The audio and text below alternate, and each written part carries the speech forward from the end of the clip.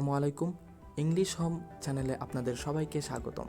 আমি সাইদ আবারও হাজির হয়েছি টেন্সের পরবর্তী ক্লাসে। আমাদের আজকের আলোচনার বিষয় হচ্ছে টেন্স এর ফান্ডামেন্টাল স্টেপ অর্থাৎ মৌলিক বিষয়াবলী।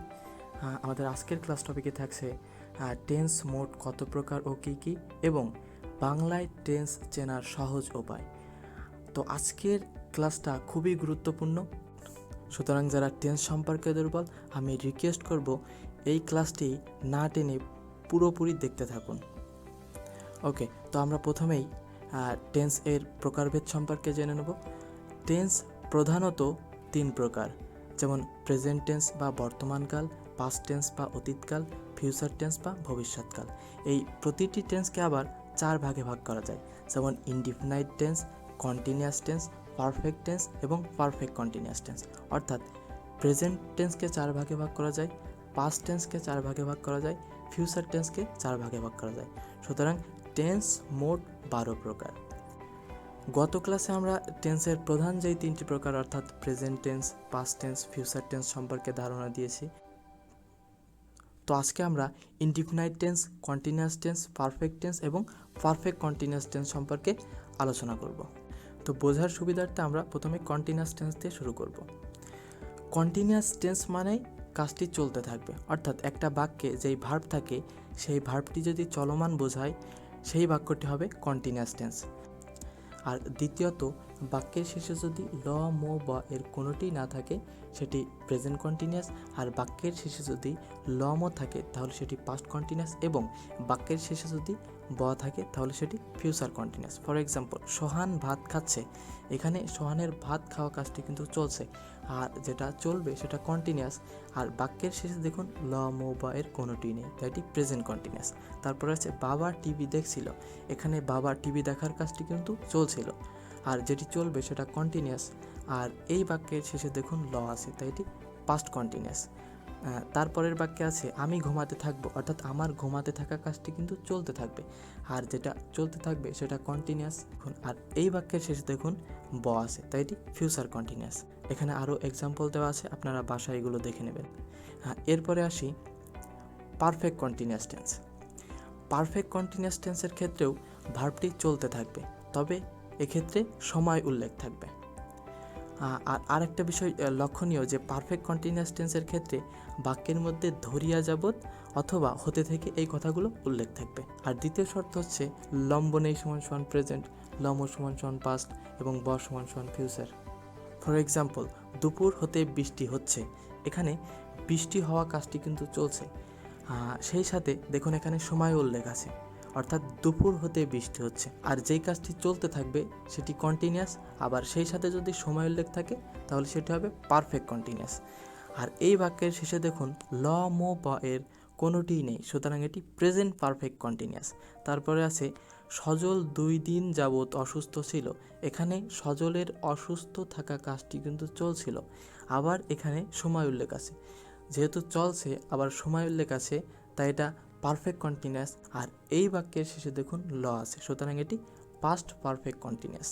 তারপরের বাক্যে আছে সে 2 ঘন্টা ধরে উপন্যাসটি পড়তে থাকবে, সুতরাং তার উপন্যাস পড়া কাজটি কিন্তু চলতে থাকবে, আবার এই বাক্যে দেখুন সময় উল্লেখ আছে 2 ঘন্টা ধরে, সুতরাং এই বাক্যটি হবে পারফেক্ট কন্টিনিউয়াস। আবার বাক্যের শেষে ব আছে, সুতরাং এটি ফিউচার পারফেক্ট কন্টিনিউয়াস। এখানে আরও 2টা এক্সাম্পল আছে, আপনারা বাসায় এগুলো দেখে নেবেন।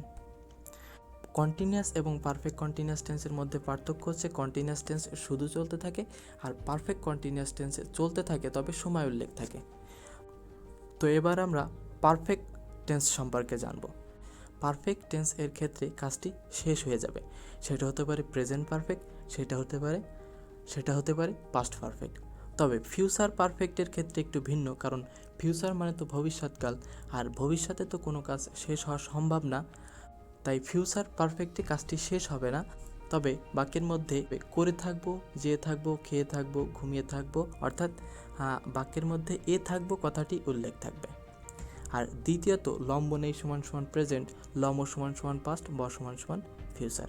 ফর এক্সাম্পল, আমি ভাত খেয়েছি, এখানে আমার ভাত খাওয়া কাজটি কিন্তু শেষ হয়ে গেছে, যেহেতু শেষ হয়ে গেছে তাই এটি পারফেক্ট।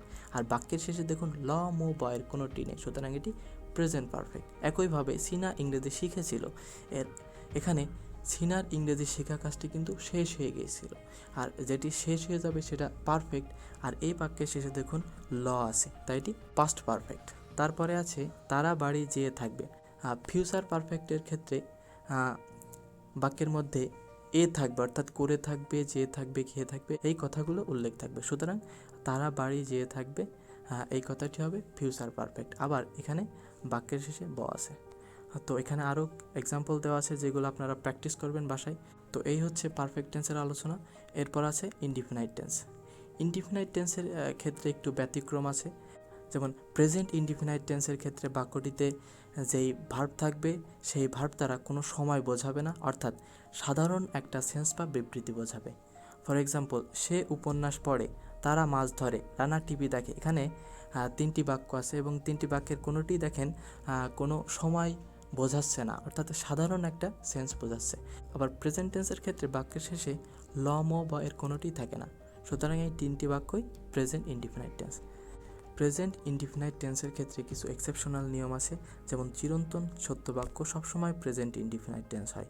যেমন আমরা গাছ থেকে অক্সিজেন নিই, সূর্য পশ্চিম দিকে অস্ত যায়। তারপর আছে ঐতিহাসিক সত্য বাক্য সবসময় প্রেজেন্ট ইনডিফিনাইট টেন্স হয়। যেমন 1971 সালে বাংলাদেশ স্বাধীন হয়, সম্রাট শাহজাহান তাজমহল নির্মাণ করে। আর তারপরে আছে ভার্বটি দ্বারা অভ্যাসগত কর্ম বোঝালে সেটিও প্রেজেন্ট ইনডিফিনাইট টেন্স হয়। তো ফর এক্সাম্পল, ইকরামুল নিয়মিত নামাজ পড়ে, এটা ইকরামুলের একটা অভ্যাসের ব্যাপার।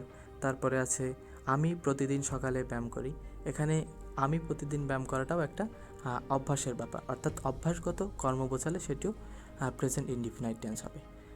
তারপরে আছে পাস্ট ইনডিফিনাইট। পাস্ট ইনডিফিনাইট টেন্সের ক্ষেত্রেও কাজটি শেষ হয়ে যায়, তবে বাক্যের শেষে লমও থাকতে হবে। ফর এক্সাম্পল, আমি বাড়ি গিয়েছিলাম, এখানে আমার বাড়ি যাওয়া কাজটি কিন্তু শেষ হয়ে গেছে, আবার বাক্যের শেষে লাম আছে, সুতরাং এটি পাস্ট ইনডিফিনিট। তারপরে আছে সোহান গতকাল আমাকে ফোন করেছিল, অর্থাৎ সোহানের ফোন করা কাজটি কিন্তু শেষ হয়ে গিয়েছে, আবার বাক্যের শেষে ল আছে, সুতরাং এটিও পাস্ট ইনডিফিনিট। তারপরে আছে সে ইংরেজি শিখেছিল, অর্থাৎ তার ইংরেজি শিক্ষা কাজটি কিন্তু শেষ হয়ে গিয়েছিল, আবার বাক্যের শেষে ল আছে, তাই এটি পাস্ট ইনডিফিনিট। নিচে আমি একটা নোট দিয়েছি, দেখুন কাজটি শেষ হয়ে গেলে বা বাক্যের শেষে লমও থাকলে সেই বাক্যটি পাস্ট ইনডিফিনাইটও হতে পারে, আবার পারফেক্টও হতে পারে, অর্থাৎ পাস্ট পারফেক্টও হতে পারে। ওকে, তো এরপরে আছে ফিউচার ইনডিফিনাইট। ফিউচার ইনডিফিনাইট টেন্সের ক্ষেত্রে ভার্ব বা কাজটি শেষ হবে না, বরং আগামীতে হবে বা পরে হবে। ফর এক্সাম্পল, আমি ভাত খাবো, অর্থাৎ আমার ভাত খাওয়া কাজটি কিন্তু এখনও শেষ হয়নি, আগামীতে হবে। তারপরে আছে রহিম বাড়ি যাবে, রহিমের বাড়ি যাওয়া কাজটি কিন্তু শেষ হয়নি, অর্থাৎ আগামীতে হবে, আবার বাক্যের শেষে ব আছে, সুতরাং এইগুলো হবে ফিউচার ইনডিফিনাইট। আমি একটি নোটস দিয়েছি, দেখুন নিকটবর্তী ভবিষ্যৎকাল অর্থে ফিউচার ইনডিফিনাইট টেন্সকে অনেক সময় সিম্পল প্রেজেন্ট বা প্রেজেন্ট ইনডিফিনাইট টেন্সও বলা যায়, অর্থাৎ আমি ভাত খাবো এই বাক্যটিকে আমরা ফিউচার ইনডিফিনাইট টেন্সও বলতে পারি, আবার নিকটবর্তী ভবিষ্যৎকাল অর্থে